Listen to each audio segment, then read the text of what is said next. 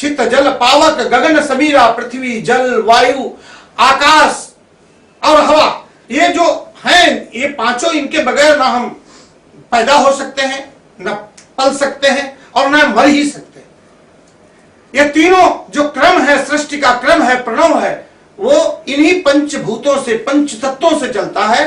तो इसी है हमारे महापुरुषों ने इसे ओम तत्सत, हे त्रिगुण माया के स्वयंभू मालिक, हे परमात्मा त्रिगुण स्वरूपा। और त्रिगुण आप वैज्ञानिक में देखते हैं ना, न्यूट्रॉन इलेक्ट्रॉन प्रोटॉन, वो चौथी चीज नहीं है। हम विज्ञान में भी तीन ही चीज को ही जान पाए हैं आज तक, इलेक्ट्रॉन न्यूट्रॉन प्रोटॉन। उसमें से एक को अलग करके आप बिजली पैदा कर रहे हैं, एक को अलग करके आप बम बना सकते हैं, एक को अलग करके आप तमाम प्रकार की गैसें बना सकते हैं, बहुत कुछ कर सकते हैं और किया भी जा रहा है।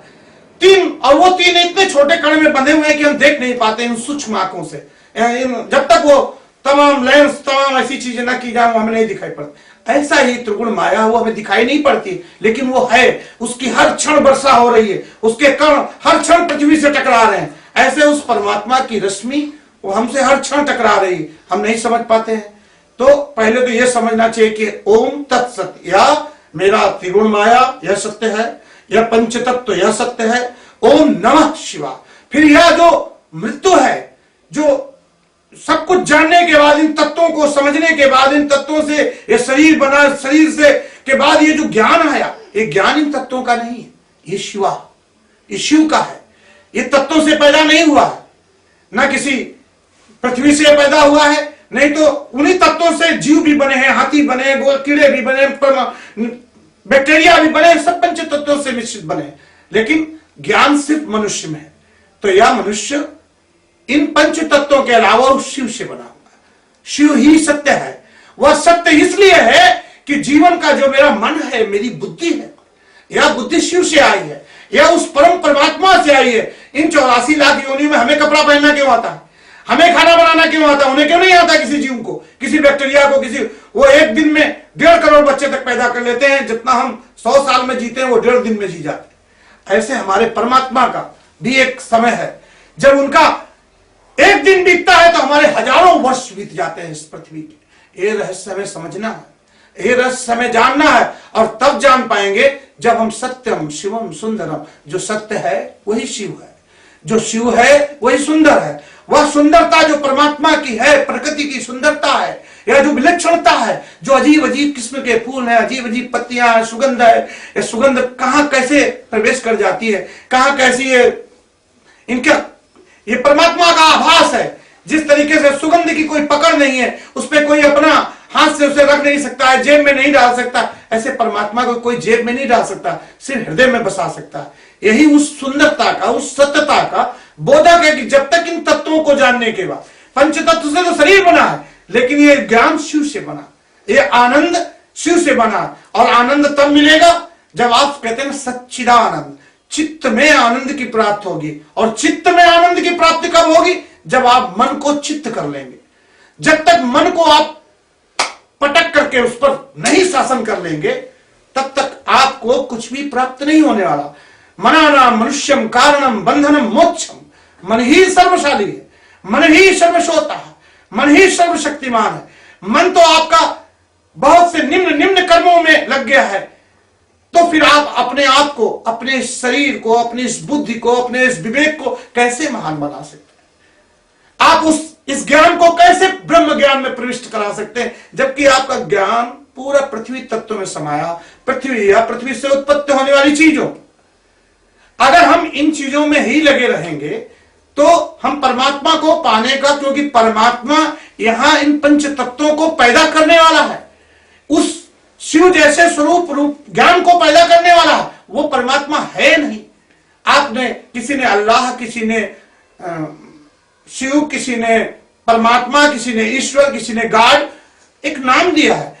मराठी में देवा कह देने से, हिंदी में भगवान कह देने से, अब वह भगवान आपका या उनकी जात का नहीं हो जाता। परमात्मा तो हमारी आत्मा का विषय है, और हमारी आत्मा, आत्मा माने कोई, आज तक इस शरीर में आत्मा नाम की कोई चीज नहीं होती। मन भी होता है, बुद्धि भी होती है, कलेजा भी होता है, लेकिन आत्मा नहीं होती। आत्मा को पाना पड़ता है। मन ही आत्मा को पाने का एक साधन है। जब हम मन को आत्मस्वरूप कर, और मन को आत्मस्वरूप वही कर सकता है जो गुरु में प्रविष्ट हो, जो गुरु की बातें विचारों पर चलने वाला हो, गुरु की बातें कर्ण से सुनकर मन से मनन करने वाला, मंथन करने वाला और उस पर आरूढ़ हो जाने, उस पर चलने वाले व्यक्ति को ही आत्मा का बोध हो सकता है। क्योंकि वो आत्मा का बोध शिष्य को हो सकता है, गुरु मार्ग पर चलने वाले व्यक्ति को हो सकता है, जो उसको चाहता है, जो रात दिन उस आत्मा को देखना चाहता है, अपने स्वरूप को जानना चाहता है। मैं कौन हूं? क्या मैं ये सब्जी हूं, मसाला हूं, धनिया हूं, जिनको खा खा कर मेरी माँ का खून बना, मेरे बाप का खून बना, उनके योग से भोग से मेरा यह शरीर बना। मैंने भी पेट में से ही माँ का खून पी पी के पेट में बड़ा हुआ, पैदा हुआ तो दूध पी पी के बड़ा हुआ, फिर मैं सब्जियां खा के, खाना खा के इतना बड़ा हुआ, भी इतना भोजन पर यह जीवन चल रहा है। तो क्या मैं भोजन हूं या मैं भजन हूं? भोजन के अलावा मन के लिए भी दो दो कान है, दो दो मुंह। श्रवणम गोविंदम, शुष्यता हो धर्मा, सुनना ही सबसे बड़ा धर्म है, सुनकर समझ पाना। क्योंकि हम सुनना ही नहीं चाहते, हम सुनना चाहते हैं कि हमको कोई खाने को सामान देगा, सुनने के बाद कोई पीने को देगा। ये भोजन के लिए ही जी रहे हैं, भजन के लिए हम जी नहीं। जो हम भजन के लिए कुछ जानते नहीं है तो हम कैसे जानेंगे अघोर क्या होता है, वैष्णव क्या होता है, शिव क्या होता है, विष्णु क्या होता है। अघोर एक मार्ग को कहते हैं, मार्ग पर चलने वाले को ही मालूम पड़ेगा भाई दिल्ली कितनी दूर है। जो चली ही नहीं रहा है वो तो बैठे बैठे दूसरों को रास्ता बताने के लिए हजारों मिलते। रेस्ट ले, थोड़ा पानी आप। हाँ ठीक, लेकिन थोड़ा सा कुछ चाय कॉफी ले ले। कुछ नहीं, चेक कर लो एक बार, दोनों चेक कर लो। जैसा आपकी सेटिंग हुई है हो गई ना? हाँ।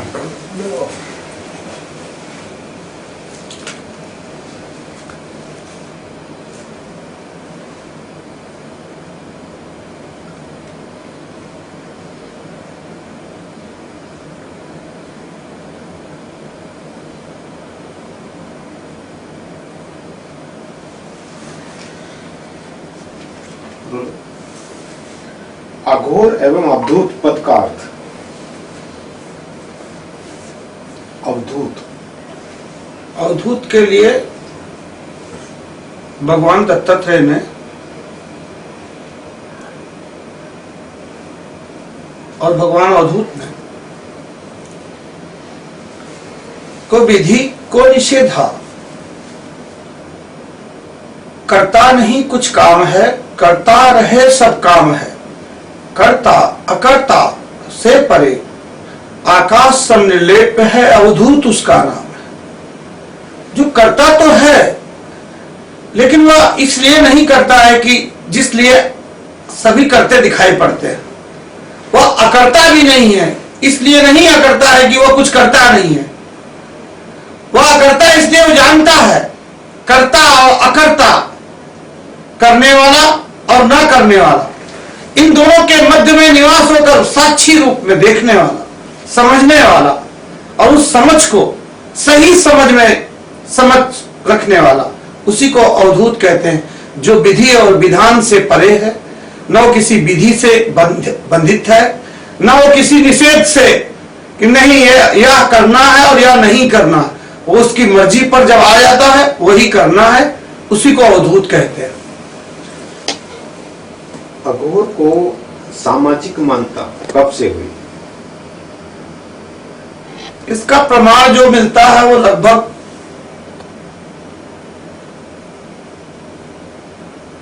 ऐसे वैदिक प्रमाण में तो भगवान शिव से ही अघोर परंपरा बनी, अघोर पथ बना, रास्ता बना, एक आध्यात्मिक मार्ग बना। लेकिन जो 8000 साल से प्रमाण मिलता है माया सभ्यता, माया सभ्यता के बाद वह बौद्ध परंपरा हुई, बुद्ध परंपरा, उसी में उसी काल में जैन परंपरा बनी,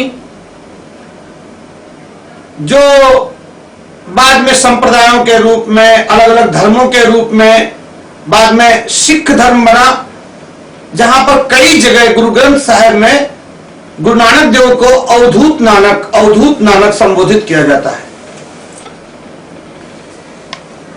यहां तक कि कुछ अवधूत क्रियाकलापों को देखकर उनके पुत्र, गुरु नानक के पुत्र उन्हें छोड़कर चल देते हैं।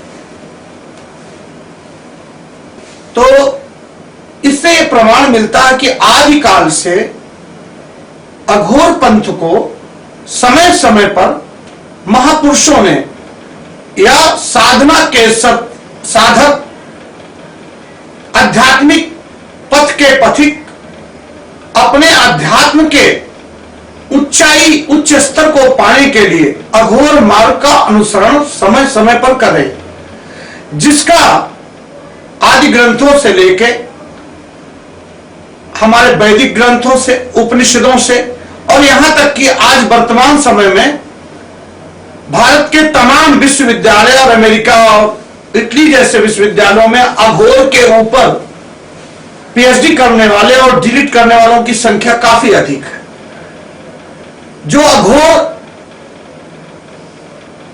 के प्रमाण को इस ढंग से अगर हम देखते हैं तो चाहे वो राम ने रामेश्वरम की स्थापना करके अघोर पूजा की हो, परशुराम ने अपने परशु को त्याग कर ब्रजेश्वरी के साथ, जो ब्रजेश्वरी का मंदिर यहां मुंबई के निकट में है, यहां पर उन्होंने अपने परशु को त्याग किया और वज्र मार्ग यानी वाम मार्ग यानी वामयान यानी अघोर मार्ग को अपनाया है परमात्मा की प्राप्ति के लिए।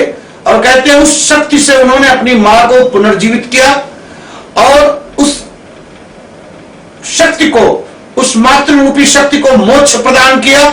तब जाके उन्हें संत और महापुरुषों का एक श्रृंखला का में उनको एक पद मिला। महापुरुषों के 10 अवतारों में उन्हें एक स्वरूप दिया गया। तो इसलिए ऐसा मैं समझता हूं कि अघोर एक पथ है और जब तक इस पथ पर नहीं चला जाता है हम ईश्वर की प्राप्ति नहीं कर सकते। जैसे सुबह हर व्यक्ति उठकर अघोर क्रिया ही करता है। आप अपने मल मूत्र को ही छूते हैं, चाहे आप वैष्णव हो, चाहे आप अघोर हो, चाहे आप छोटी जाति के घर में जन्मे हो या बड़े भारी राजा महाराजा के घर में जन्मे हो, आपको सुबह उठकर के मलमूत्र ही छूना पड़ता है अपने हाथों से, चाहे वो छोटी जाति के हो चाहे बड़ी जाति के हो। ऐसा नहीं कि उनका मलमूत्र कोई दूसरा छूता। इसी तरीके से बहुत सी अघोर सहज क्रिया है। अघोर जो अति सहज क्रिया है, जिस तरीके से भोजन करना, जिस तरीके से मलमूत्र त्याग करना, स्नान करना, यानी अघोर क्रियाओं में ही आता है। तो हम बहुत सी ऐसी क्रिया करते हैं जो अघोर पथ में, अघोर पंथ के प्रवर्तक महापुरुषों ने हमारे जो अघोर दत्तात्रेय तंत्रम है, अघोर भैरव विज्ञान है, अघोर तंत्रम है, अघोर कवच वगैरह में शिव महिमन स्तोत्र में एक परिचय दिया जाता है अघोर का कि शमशान में रहने वाला, चिता की भस्म लगाने वाला, इस तरीके के जो व्यवहार शिव के आचरण दिखाए गए हैं वो आचरण ही अघोर पथ के पथिक का मार्गदर्शन करते हैं। अघोर पथ के प्रसिद्ध संत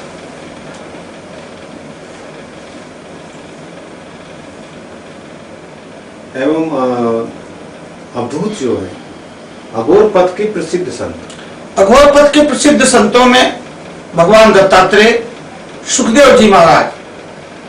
सुखदेव जी का नाम आता है तो उन्हें भी अवधूत सुखदेव जी महाराज कहा जाता है।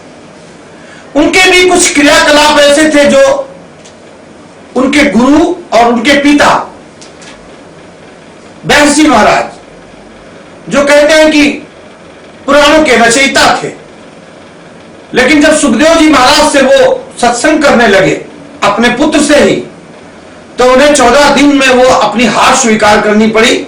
अपने गृहस्थ विचारों को लेकर वो सुखदेव जी महाराज के ब्रह्मचर्य विचारों